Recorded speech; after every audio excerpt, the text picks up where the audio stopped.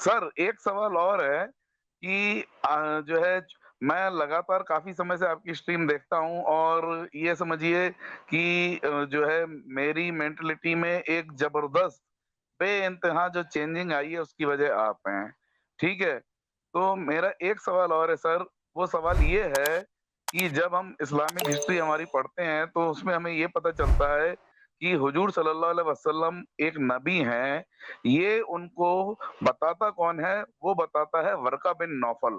تو یہ سر کس طرح سے کچھ عجیب سی چیز لگتی ہے کہ ایک جو غیر مسلم انسان ہے وہ سرور کائنات کو یہ بتا رہا ہے کہ آپ نبی ہیں۔ تو سر اس بارے میں آپ اس دیکھتے ہیں؟ بالکل آپ کی بات بالکل ٹھیک ہے کہ ایک غیر مسلم کیسے یہ بتا سکتا ہے رسول اللہ کو کہ آپ نبی ہیں، کیونکہ بات تو یہ ہے کہ رسول اللہ کے نبی ہونے کا تو پتہ سب سے پہلے ان کو خود ہونا چاہیے تھا۔ ورقہ بن نوفل کیوں بتا رہا ہے؟ ٹھیک ہے، یہ بات تو بالکل آپ کی ٹھیک ہے، کیونکہ ورقہ بن نوفل تو کرسچن تھا جی جی، اسلام کے یہی مطابق۔ سوال ہے میرا۔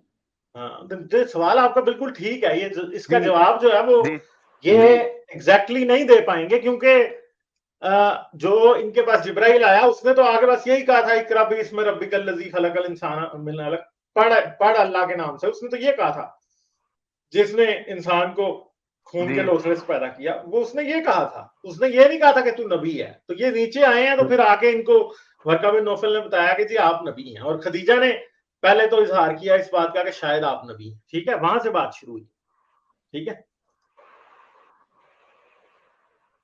جی جی، تو سر یہ بات میں تھوڑا پھر کانٹراڈکشن لگتا ہے نا کہ اگر جو ہے ان کو تصدیق کرنے کے لیے کسی غیر مسلم کے پاس جانے کی کیا ضرورت تھی؟ بالکل ایگزیکٹلی، اور جو بات ہے وہ یہ ہے کہ وہ کرسچن تھا اور وہ مسلمان کبھی بھی نہیں ہوا۔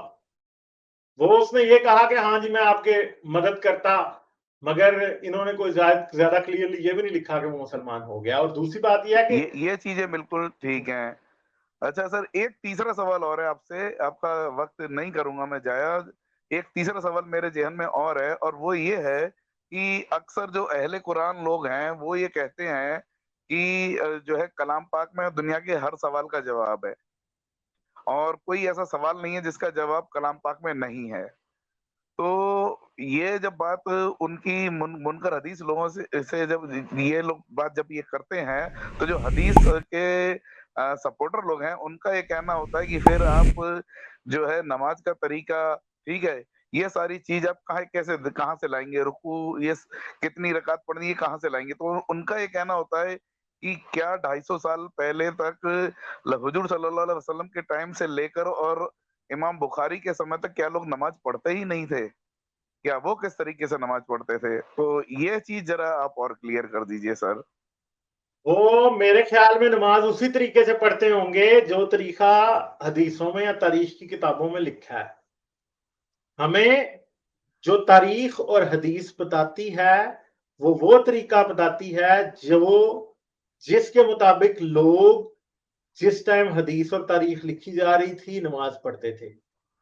وہ طریقہ اس بات کی گارنٹی نہیں ہے کہ رسول اللہ بھی اسی طرح نماز پڑھا کرتے تھے، کیونکہ 200-250 سال نماز کے پڑھنے کا طریقہ جو ہے وہ کسی بھی کتاب میں ہمیں لکھا ہوا نہیں مل رہا۔ تو اس کا مطلب ہے کہ لوگ جیسے بھی پڑھ رہے تھے اس میں تبدیلیاں بھی آ سکتی تھی، ٹھیک ہے۔ جی اور دوسری طرف بات جو ایک بڑی سمپل ہے وہ یہ ہے کہ یار پہلے 90 سال تو 60 سال تو قرآن بھی نہیں تھا، ٹھیک جی ہے۔ پھر بالکل قرآن جب فائنل ہونا شروع ہوتا ہے تو دوسری صدی کے اینڈ تک قرآن بھی فائنل نہیں ہوا تھا، ٹھیک ہے۔ بالکل سر۔ عراب نہیں تھے، آیتوں کے نمبر نہیں تھے۔ آج بہت سے مسلمان لوگ ایسے ہیں جو کہ قرآن میں سے نومیریکل میریکلز نکالتے ہیں، وہ قرآن کے نومیریکل میریکلز قرآن میں جو آیتوں کے نمبر ہیں نا ان کو لگائے بغیر نہیں نکل سکتے، ٹھیک ہے۔ جی تو اب سمپل سی بات ہے کہ نماز کا طریقہ تو قرآن میں تو نہیں ہے، جی ٹھیک ہے۔ بالکل دوسری بات یہ ہے کہ جو ایکسپرٹس ہیں وہ ایک بات کہتے ہیں کہ قرآن جو ہے نا وہ ایک ایسی کتاب ہے جو کہ ایک ایسی کمیونٹی کے لیے لکھا گیا تھا جو آلریڈی جانتی تھی کہ ان کو کیا کرنا ہے، ٹھیک ہے۔ اور جی حضرت محمد نے کبھی یہ سوچ کے قرآن لکھا ہی نہیں کہ آج سے 200 سال بعد جو لوگ آئیں گے ان کے پاس اگر یہ قرآن ہوگا تو انہیں اس سے سمجھ نہیں آئے گی، ठीक है। अब प्रॉब्लम ये है कि ये समझते हैं कि कुरान कंप्लीट है और कुरान जो है वो इतनी परफेक्ट किताब है कि सारा इस्लाम कुरान में से निकल सकता है, मगर अफसोस के साथ ये बताना पड़ता है कि सारा इस्लाम कुरान में से नहीं निकल सकता। क्यों नहीं सारा इस्लाम कुरान में से निकल सकता? क्योंकि बड़ी ही सिंपल बात है कि कोई भी इस्लाम के रिचुअल्स कुरान में नहीं लिखे गए।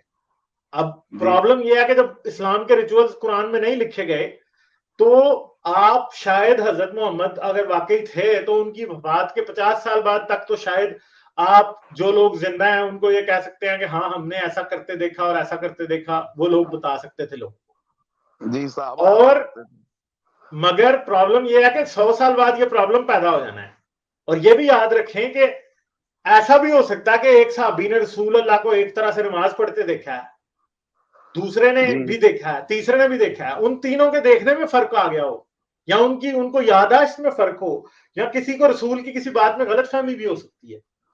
ठीक है, क्योंकि ह्यूमन मेमोरी जो है वो एक बहुत ही एरर प्रोन जो है ना वो एक चीज है। तो इस बात की कोई भी गारंटी नहीं दे सकता कि मुसलमान जो नमाज पढ़ते हैं वो 100% हजरत मोहम्मद के, अगर हजरत मोहम्मद ने कोई तरीका सिखाया था तो उसके मुताबिक है। क्यों? क्योंकि वो करप्ट हो सकता है, इवन कि कुरान खुद करप्ट हो सकता है। और हमारे तो इस बात की निशानियां भी मिलती हैं कुरान बदला है। मैंने पूरी एक स्ट्रीम कर रखी है इस बात के ऊपर कि कुरान में क्या क्या चेंजेस की गई। ठीक है, कई आयतें ऐसी हैं जो कुरान में शामिल थी नहीं है, कई ऐसी हैं जो कुरान में शायद नहीं थी आज शामिल।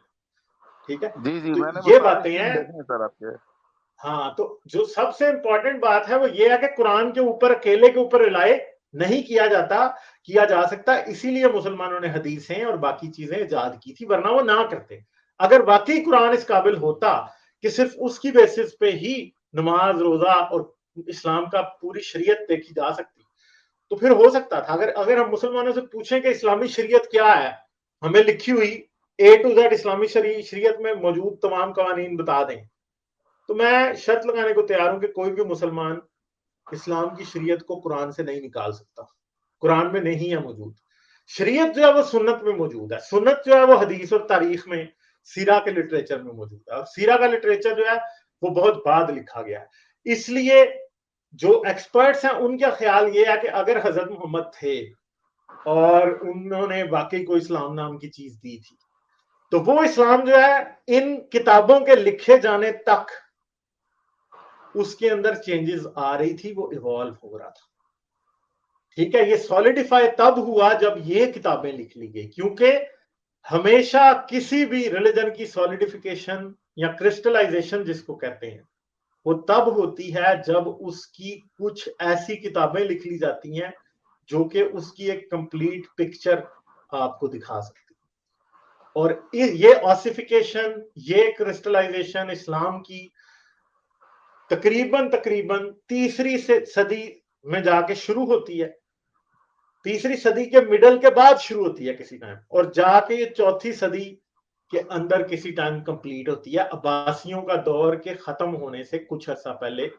और अगर अब्बासी ज्यादा देर ताकत में रहते तो शायद इस्लाम और भी देर चेंज होता रहता, क्योंकि असल में इस्लाम को फाइनलाइज किया है उन्होंने।